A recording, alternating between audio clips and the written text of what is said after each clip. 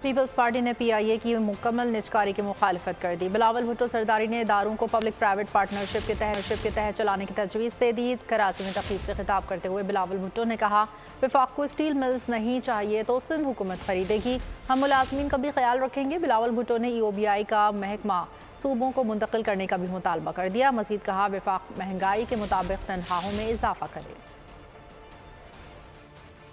وفاقی حکومت سے بھی یہ مطالبہ کرتے ہیں، نجکاری کے بارے میں سوچ رہے ہیں تو اس سے بہتر یہ ہے کہ وہ پبلک پرائیویٹ پارٹنرشپ کرے کہ اگر وفاقی حکومت کو سٹیل مل نہیں چاہیے تو سندھ حکومت خریدے گی۔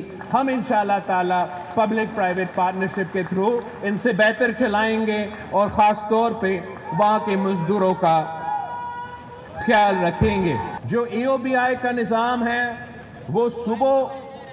وہ ڈیوالو کیا جائے تاکہ صوبے اپنے مزدوروں کا خیال کر سکے۔ ہم وفاقی حکومت سے بھی یہ مطالبہ کریں گے کہ مہنگائی کو مد نظر رکھتے ہوئے ان کو بھی تنخواہ میں اضافہ کرنا چاہیے۔